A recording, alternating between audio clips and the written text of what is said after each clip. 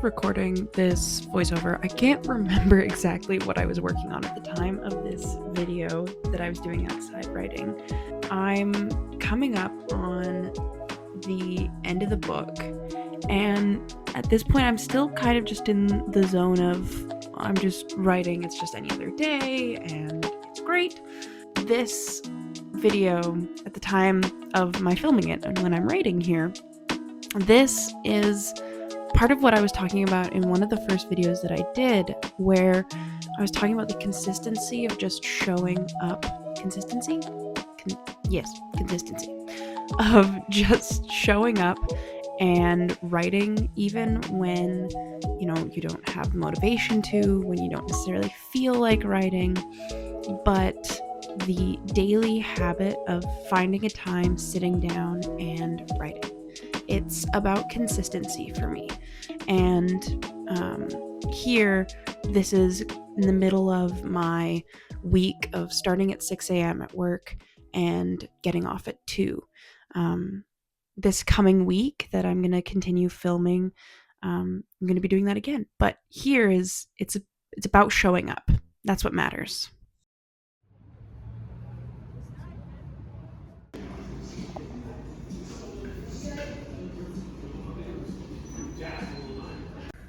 So I totally forgot to film what I was writing and while I was writing, but I have a huge fear of spiders. Like, big time arachnophobia. Was tortured in high school, well, not high school, middle school, about my fear. Like, kids chasing me with books of like tarantula versus scorpion, who wins or whatever, and I have like huge arachnophobia, big problem.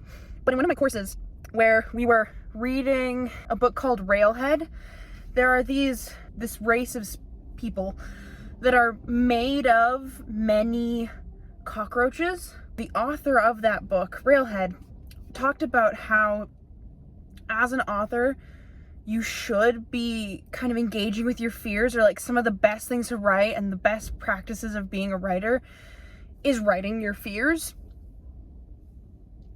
And I have this character who, she can see the threads around her, the threads of the world, the threads that tie, sever, bind, the threads that, like, she doesn't know it yet, but she can influence those threads. And not in a way of like controlling people, although she could do that, I think. I haven't decided that yet, if she could like control people. I think that might be like the darkest and like extent of what her magic can do. But so far she uses it to understand what's wrong with somebody, to empathize with them, understand what they're feeling, what they're like, if they're hurt, and she's a healer. And so anyways, I had this idea of her in my arcane forest, this dark and scary forest. I had this idea of her interacting with these ancient spiders, and like a spider myth, like in Greek mythology and other mythologies, there are these spiders that are either tricksters or storytellers or whatever. Or in like Greek mythology, the story of Arachne, where she is cursed by Athena because of this beautiful tapestry she wove. Well, I had this idea of like, okay, well, what if the spider tried to weave a tapestry of the world? Like, let me just pluck some chaos threads here and have some fun with this. And then was punished, turned into a spider, and all of her kin were turned into spiders after that kind of thing. So like a spider myth as well.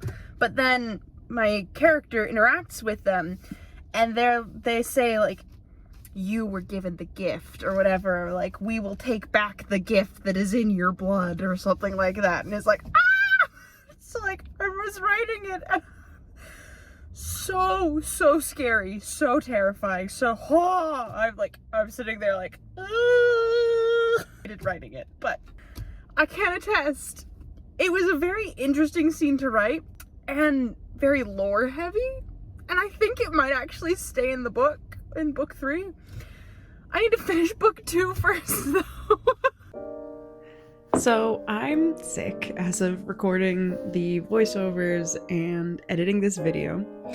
However, here I am typing away, a little clickety-clackety, and I didn't realize until kind of filming some of these writing vlogs or clips for this vlog that I was this close to being done my main character, Saren's point of view.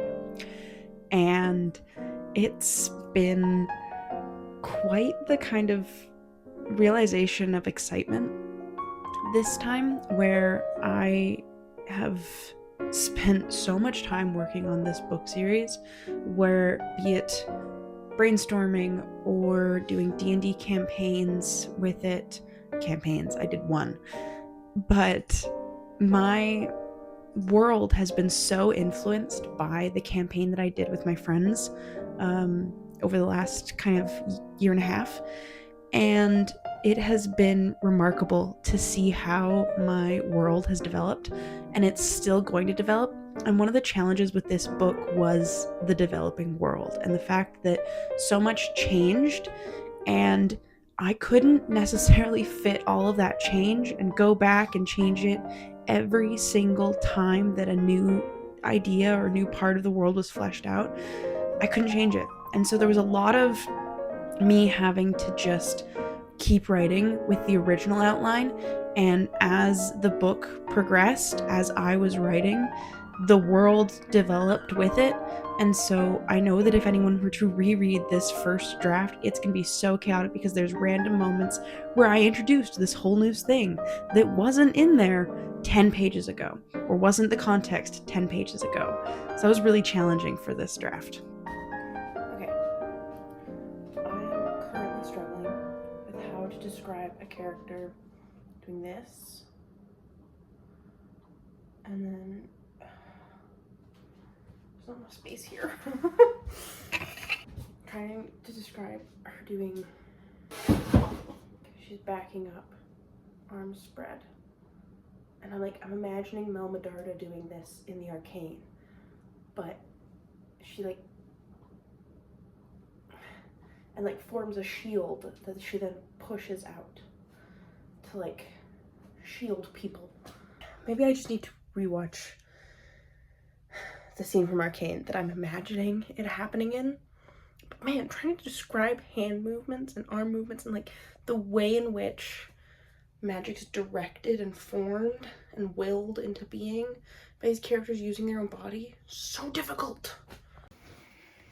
I'm about to leave this book on the wildest cliffhanger. I did it again.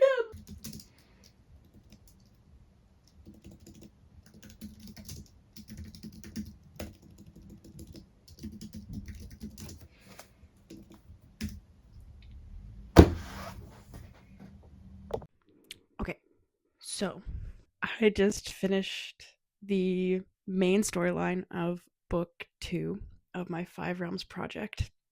Project Lightborn, I think. I've called it my Five Realms project, and I'm starting to call it my Project Lightborn. So I'm undecided yet on which one I'm going to stick with. Anyways, I just finished the main storyline for Saren's point of view and her perspective and her time part of the book. I just finished that timeline, so that linear part is done. I'm very excited. And I left it on a wild cliffhanger, and it's the last scene of this book. Wild cliffhanger. I love it when the second books of series end on big cliffhangers. Really, I'm a sucker for cliffhangers in general. Maybe not as a reader, but as a writer. Heckin' love cliffhangers. They're so good. So good. I went and did one. I'm happy with it. I can't say anything else about it, but it's so good. I am so ridiculously over word count, but I have plans to fix that issue. I'm currently sitting at essentially I've got 9 words left from 1,001. Currently I'm sitting at 128 991 words for sure in the storyline, and a little bit of what I did originally write of Lysander and Thorn's point of view, but then decided this is going to get really confusing if I'm jumping around, so I decided to go linear. Today I wrote 6,000 words. That's a kind of normal hyperfocus day off kind of day for me. I'm just happy about this. I do have one scene or one chapter, one or two, in Saren's point of view that I have not written. Now, here's the thing. I haven't written it because I waved the white flag on it ages ago, where there's supposed to be this big climactic battle, but I have not decided how I want it to go or how it needs to go. This book was mostly thought out, but also this book was going into the outline. I just had vibes. Didn't really know what I was doing, but anyways, it's done now. Saren's point of view is done. First draft done. I'm not worrying about it. The things that I will come across, the things I need to fix, are draft 2 problems. I plan on doing more of a detailed, like, story beat outline at some point, because I really think I need to be more intentional with this series. It was a realization I had a couple of years ago, which is a realization I want to kind of walk through a little while ago, of how I turned from just writing for fun to writing seriously. We'll cover that at a later date. But anyways, I decided to wave the white flag and just keep going. This one chapter right at the middle of my book slowed me down, so I just kept going ahead. Now, why I pushed through the similar feelings that I had with the climactic scene of this book was because it's the climactic scene at the end of the book, and I did know how it needed to go. I had ideas and themes and thoughts in my head of, like, how I've imagined the scene going for years. I just had to write it, and I was just experiencing writer's block. So that's why I pushed through that, and that's why this one has a white flag. On to Lysander and Thorin's point of views. My boys. Yeah. And starting that process is actually going to come in the next vlog, but very excited. This whole book, draft 1, needs to be done before I go to Cyprus on September 11th. So, before I go abroad to learn a new language, I need to have this book done for my own sanity. So, we are 128,000 words closer to that goal. That being said, if you liked this video and want to see more of my writing updates and different things, the vlogs and the process of writing this book, hit the like and subscribe button, please, and go down and interact in the comments of your own projects, struggles, celebrations, that kind of thing. Have you ever finished a book? What is your experience like with finishing a project or coming to this kind of milestone? This is a project that is very close and very near and dear to my heart. So, yeah. Anyways, I look forward to reading some of these comments, and I'll see you guys in the next video.